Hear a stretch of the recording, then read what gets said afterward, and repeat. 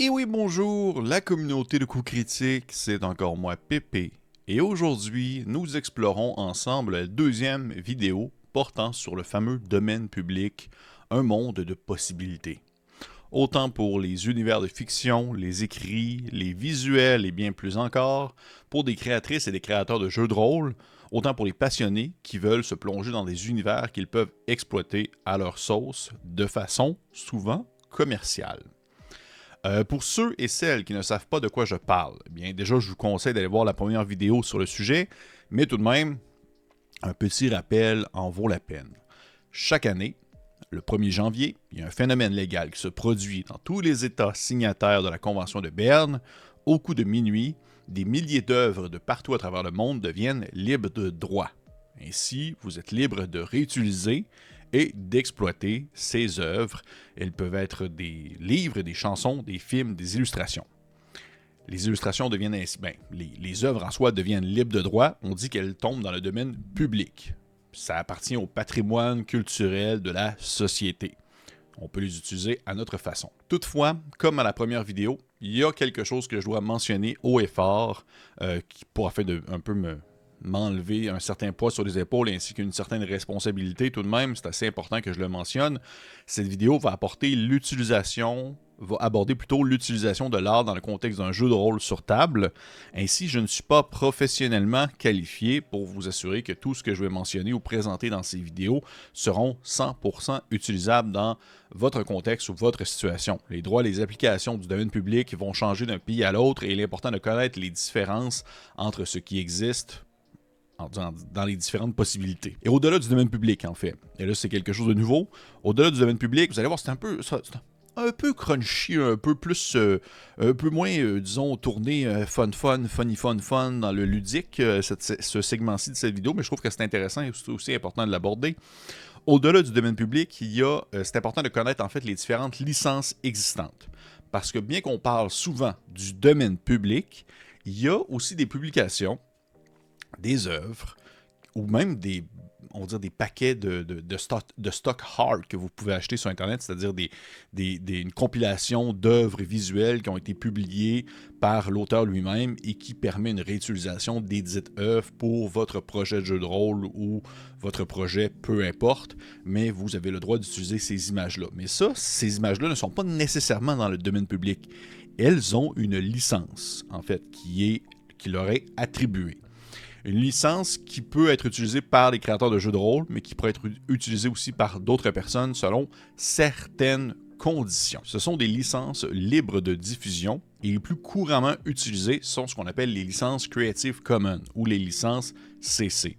Je ne vais pas non plus trop plonger dans ce que ça représente, bien que je vais vous présenter les différentes licences CC existantes, mais c'est important de savoir que ces licences permettent aux auteurs d'indiquer facilement et précisément les droits qu'ils veulent conserver et les droits auxquels ils renoncent afin de permettre à d'autres de réutiliser leur œuvre. Ça permet aussi aux utilisateurs, en fait, des œuvres en question, d'être informés de ces conditions et de ne pas avoir à demander l'autorisation formelle écrite, de devoir avoir une conversation directe avec l'auteur avant l'utilisation de son œuvre. Quelle que soit la licence CC utilisée, il y a des principes qui doivent s'appliquer. Parmi ceux-ci, il y en a plusieurs. Je vais en mentionner deux par exemple. Il y a le droit à la paternité. Vous devez quelque part mentionner, mettre à l'écrit qui est l'auteur en fait original de l'œuvre que vous utilisez pour votre produit, pour votre jeu, pour votre supplément.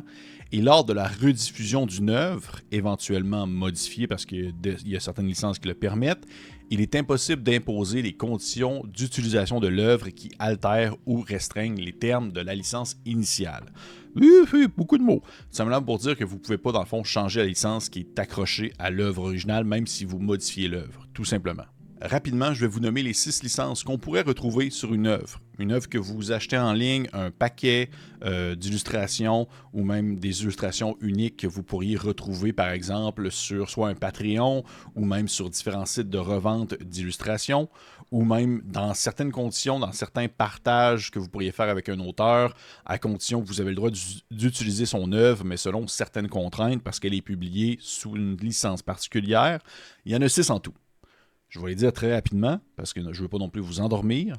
Il y a le CC BY qui demande uniquement, en fait, la seule obligation de cette licence, c'est que vous devez créditer les créateurs de la paternité de l'œuvre originale, d'en indiquer les sources et d'indiquer si des modifications ont été effectuées. Il y a le CC BY SA. Au final, vous allez voir, parce que je vais faire apparaître, si vous écoutez la vidéo en visuel, je fais apparaître les petites icônes qui représentent chacune des licences. C'est toujours un ajout de plus à la précédente. Et parce que CC, c'est la c'est la licence commune. BY, parce que c'est important de mentionner l'auteur. Et SA, en fait, c'est le partage des mêmes conditions. C'est en fait que si vous réutilisez l'œuvre, vous devez, dans le fond, la publier selon les mêmes conditions que l'œuvre précédente. C'est en fait la licence qui est utilisée par Wikipédia. Si jamais vous utilisez une œuvre qui est présente sur Wikipédia, eh bien, elle est fort probablement publiée en CC BY-SA. Il y a le CC BY ND qui, contrairement au CC-SA, ne permet pas, en fait, une modification de l'œuvre. Vous ne pouvez pas, en fait, la changer, la truquer, lui changer ses couleurs, tout ça. Mettons que c'est une illustration, la troquer, lui donner une forme particulière. Vous devez l'utiliser dans son intégralité et vous pouvez aussi l'utiliser de manière commerciale. Il y a le CC BY NC qui est très importante. Celle-ci, elle est vraiment, vraiment très importante. En fait, sa particularité, contrairement aux autres, c'est qu'elle ne permet pas l'utilisation commerciale, c'est-à-dire que vous pouvez l'utiliser pour des choses gratuites, mais vous ne pouvez pas l'utiliser à des fins en fait monétaires. Vous ne pouvez pas avoir accès à un échange d'argent ou de biens en échange de l'utilisation de cette œuvre-là. Donc, si, admettons, vous voulez publier un jeu de rôle ou un supplément de jeu de rôle et que ce dernier possède des illustrations à l'intérieur qui sont mais bien CC BY NC, vous ne pourriez pas en fait vendre votre jeu de rôle avec ces illustrations-là à l'intérieur. Il y a ensuite le CC BY NC SA. Et là, vous comprenez un peu, les mêmes mots reviennent, les mêmes dénominateurs, les mêmes petits deux lettres reviennent d'une licence à une autre. Celle-ci, eh bien, c'est l'attribution, comme on s'attend, pas d'utilisation commerciale, parce qu'elle est NC, et elle est SA. Ça veut dire que si vous réutilisez l'œuvre, celle-ci doit être réutilisée dans le contexte où est-ce qu'elle doit avoir les mêmes conditions identiques. C'est-à-dire que vous ne pouvez pas la réutiliser, la troquer, la changer, et que cette nouvelle façon de faire, ou du moins ce nouveau visuel-là, peut être commercial. Non, parce que ça viendrait à contredire la licence actuelle, originale, associée à l'œuvre. Il y a ensuite le CC BY NC-ND, où au final, vous pouvez réutiliser une œuvre, vous ne pouvez pas en fait l'avoir pour des utilisations commerciales, ça doit être gratuit, et vous ne pouvez pas faire aucune modification à l'œuvre. Ce sont ainsi les 6 types de licences Creative Commons que vous pouvez retrouver associées à des œuvres qui vont être publiées ainsi. Il y a plusieurs jeux de rôle qui sont publiés dans leur entièreté soit en CC BY ou en CC BY avec attribution, avec le partage des mêmes conditions. Bref, c'est quelque chose qu'on retrouve assez souvent dans le milieu du jeu de rôle indépendant. À partir du moment que vous faites un peu vos recherches, vous allez voir que la majorité des œuvres qui sont partageables ou qui ont un certain mode de diffusion vont être associés à une de ces licences-là. Et c'est la même chose lorsque vous allez, par exemple, acheter un paquet un document avec plusieurs illustrations à l'intérieur qui ont été partagées par soit un dessinateur ou une illustratrice. Eh bien, souvent, les œuvres vont avoir une licence qui va être associée. Ça va être souvent CC BY parce qu'au moins il va y avoir le minimum de l'attribution. Parfois, ça peut être CC BY SA, parfois ça peut être CC BY ND. L'important, surtout en fait, selon moi, le plus important dans ce contexte-là, c'est de vérifier si elle est NC, c'est-à-dire si vous ne pouvez pas l'utiliser à des fins commerciales. Donc, c'est à vérifier. Je sais, c'est très technique, c'est très lourd. Je suis persuadé qu'il y a beaucoup de personnes qui ont laissé tomber la vidéo déjà à ce moment-ci, là, parce que ça fait quand même plusieurs minutes que je veux juste mentionner des types de licences. Mais je trouvais ça intéressant et même important d'aborder le sujet parce qu'on n'en entend pas beaucoup parler en francophonie de ces licences-là, alors que dans le monde anglophone du jeu de rôle indépendant, c'est très très répandu et je trouve que ça vaut la peine d'être partagé parce que je suis énormément pour cette espèce de partage-là des ressources et pour ce partage-là des différentes utilisations, que ça peut être même, exemple, un système de jeu, par exemple Morborg. Le système de Morborg est publié sous une certaine licence qui permet une réutilisation, tant que vous le nommez bien sûr que ça vient de là, mais une réutilisation même dans son style de visuel, il y a des astuces qui sont données pour ça. Il y a vraiment, vraiment un partage communautaire que je trouve très intéressant en ce sens. Mais, comme je l'ai dit, je vous conseille fortement de prendre le temps de faire vos recherches, de vérifier quelles sont la réglementation concernant le type d'œuvre que vous utilisez, parce qu'elle peut être dans le domaine public, elle peut être associée à une Creative Commons, elle peut être complètement autre chose, vous devez chercher. Pour cette seconde vidéo, je vais vous partager aussi quelques univers que vous pouvez adapter, comme j'avais fait à la première, depuis le domaine public. Il y a aussi quelques ouvrages que je voulais mentionner qui sont inspirés du domaine public. On commence avec les univers. J'avais mentionné plusieurs mondes incontournables, je trouve, dans la première vidéo. Dans cette seconde-ci, c'est peut-être moins des univers qui viennent me chercher, mais c'est des univers que vous pouvez utiliser. Il y a le Sherlock Holmes d'Arthur Conan Doyle. En janvier 2023, le plus grand détective du monde, Sherlock Holmes, est entièrement rentré dans le domaine public grâce à l'expiration des droits d'auteur. Mais, bien sûr, il faut que ça provienne des œuvres de Arthur Conan Doyle. Vous ne pourriez pas aller utiliser une adaptation de Sherlock Holmes provenant d'une autre œuvre. Il y a ensuite les romans de Jules Verne. Et ça, c'est quelque chose que je trouve, en fait, c'est pas mal mon gros coup de cœur dans ce contexte-ci, dans cette vidéo-ci. C'est vraiment Jules Verne a vécu l'une des époques les plus fécondes, je trouve, de notre temps, entre cette espèce de romantisme et modernité avec un progrès, une certaine touche de scientisme même, et ça paraît énormément dans ses ouvrages. On pense à 20 milieux sous les mers, L'île au trésor, Le tour du monde en 80 jours. Pas l'île au trésor, c'est je dis là, mais il y en a un avec une île, je m'en rappelle, mais c'est pas l'île au trésor. 20 milieux sous les mers, Tour du monde en 80 jours et plus encore. Ce sont tous des œuvres que vous pouvez réutiliser en condition, bien sûr, que vous utilisez la forme originale, c'est-à-dire le livre de base. Bien sûr, ça, j'en ai parlé un peu plus dans l'autre vidéo. Je vous conseille d'aller voir si vous ne l'avez pas écouté. Je fais un peu mention plus des différentes adaptations et comme quoi celles-ci ne sont pas nécessairement dans le domaine public. Mais Jules Verne, c'est vraiment pour moi un incontournable et je vais en reparler tout à l'heure également. Et finalement, il y a aussi l'Odyssée d'Homère, l'Iliade et l'Odyssée, qui est un récit épique de l'Antiquité grecque qui raconte l'histoire du héros grec Odysseus plutôt, après la fin de la guerre de Troie. Dans le 6e chant de l'Odyssée, eh bien, Odysseus arrive sur l'île des Phéaciens après avoir été chassé par une tempête et des monstres marins. Bref, il espère retourner à Ithaque, son lieu d'origine, où il va pouvoir retrouver sa femme et son fils. Et on suit ainsi son parcours. C'est un vieux roman que vous avez peut-être déjà lu, une vieille histoire de l'Antiquité, mais qui est très, justement, ancré dans un style précis, fantastique, d'antique, que vous pourriez réutiliser à condition bien sûr d'utiliser l'œuvre originale, mais ça, il y a aussi énormément de stock, énormément de possibilités à ce niveau-là. Et c'est 3 univers que je voulais vous partager dans ce contexte-ci pour le domaine public, en plus de ceux que j'ai mentionnés lors de la vidéo précédente. Finalement, quelques jeux qui s'inspirent directement de différentes œuvres venant du domaine public. J'ai parlé tout à l'heure de Jules Verne. Eh bien, il a publié chez Dead Crow, il y a Nautilus. Dans Nautilus, eh bien, c'est des aventures extraordinaires dans le monde de Jules Verne. Vous partez, vous explorez les fonds marins, les 4 coins du monde, vous luttez pour votre utopie, pour les lumières du progrès et la liberté des peuples opprimés en pleine révolution industrielle.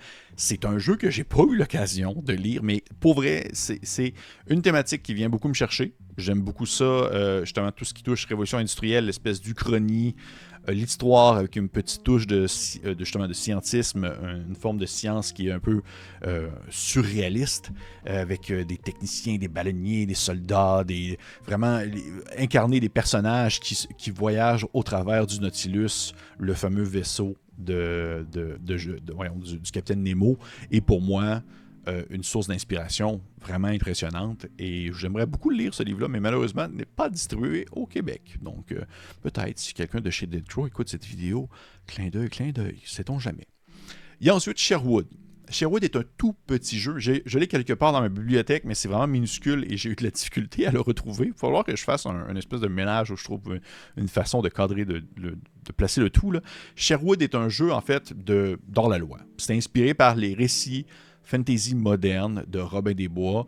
Il y a beaucoup d'inspirations qui proviennent d'un peu partout, bien que l'origine, c'est les aventures de Robin des Bois. Les premières œuvres qui ont présenté Robin des Bois viennent du domaine public, avec la forêt de Sherwood, avec une version de l'Angleterre un peu fantastique du 13e siècle. C'est un petit jeu très léger qui utilise un système 2D6 assez simple, minimaliste à souhait, mais vraiment très chouette.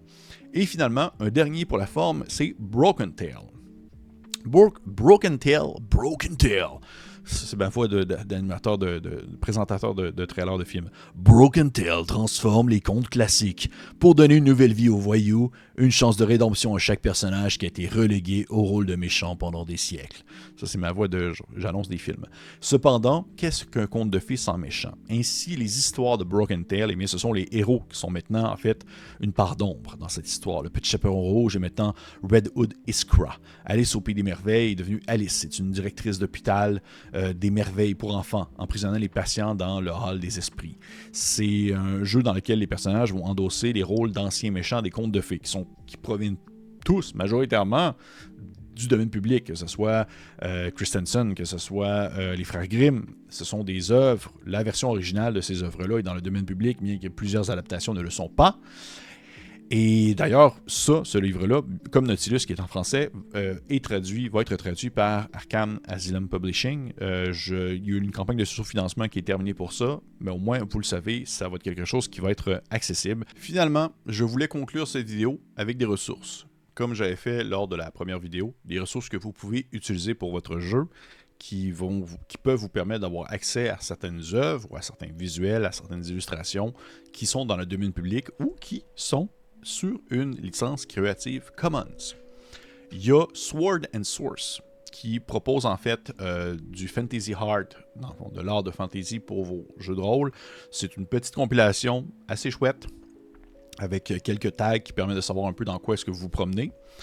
Il y a également le, je ne sais pas comment le prononcer, je vais faire attention, le Rijksmuseum, qui est le musée national des Pays-Bas, qui est dédié aux histoires, dans le fond, qui est dédié aux arts et à l'histoire néerlandaise. Et peut-être surtout célèbre pour sa collection de Johan Vermeer, mais il y a vraiment beaucoup de choses et vous pouvez naviguer dans ce site-là et avoir accès à plusieurs œuvres qui sont dans le domaine public. Vous pouvez même créer votre propre collection et ainsi vous faire une compilation que vous voulez utiliser plus tard pour une œuvre précise. Il y a le National Gallery of Art qui est à Washington, qui possède également une politique assez accessible sur les différentes œuvres qu'elle contient, avec une vaste collection de dessins, de peintures, de photographies, de sculptures qui sont dans le domaine public majoritairement.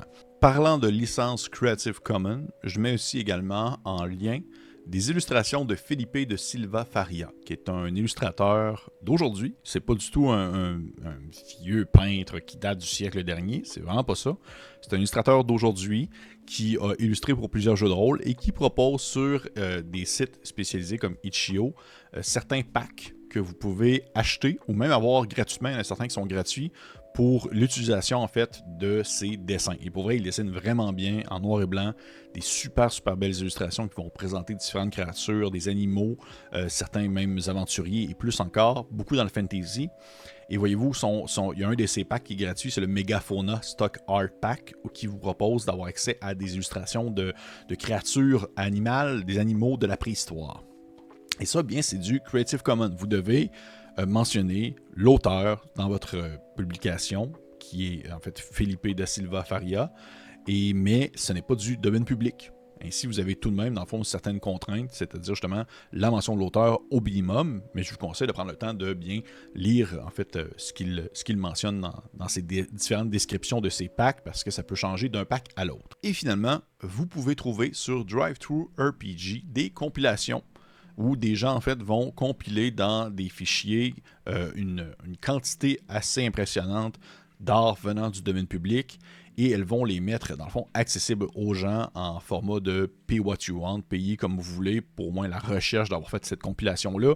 Et voyez-vous le lien que je vous laisse dans les commentaires de la vidéo, ça vous mène sur un pack fantasy que vous pouvez télécharger qui vous donne 100 images venant du domaine public que vous pourriez utiliser pour n'importe quel jeu de rôle de votre choix. C'est pour vous montrer qu'au final, il y a de la possibilité et il y a du stock, il y a de la quantité en masse sur Internet. Et il y a plein de jeux qui utilisent en fait de l'art venant du domaine public ou même de l'art en CC, en Creative Commons, en licence. On parle par exemple le plus fameux, c'est Morborg, bien sûr, parce que c'est lui qui a réussi à tirer son épingle du jeu de ce contexte-là et de vouloir donner une touche bien particulière quand même aux illustrations qu'il utilise. Mais il y a également aussi dans le monde francophone, il y a par exemple Brigandine qui en a utilisé, ou même encore Stricia de Kobayashi, qui utilise aussi de l'art venant du domaine public pour les illustrations en fait de ses romans, pas de ses romans, mais plutôt de ses jeux et de ses suppléments. Ça vous montre un peu les possibilités, jusqu'où vous pouvez aller, comme quoi même si vous n'avez pas de talent en illustration comme moi, vous avez accès en ligne à plusieurs ressources qui vous permettent de donner un certain cachet aux produits que vous souhaitez publiciser par la suite. Et ainsi se conclut cette deuxième vidéo, beaucoup plus technique, je trouve, beaucoup plus peut-être endormante, même portant sur le domaine public, mais également les licences Creative Commons. Et j'espère que vous avez trouvé ça intéressant.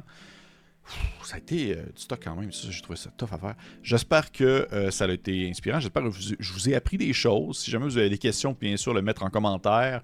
Si vous avez d'autres exemples de jeux qui utilisent beaucoup, en fait, justement, les œuvres venant du Creative Commons ou encore du domaine public, je serais très curieux de le savoir. Vous pouvez me mettre ça en commentaire, j'aimerais beaucoup. Et pour les autres, on se dit à la prochaine fois.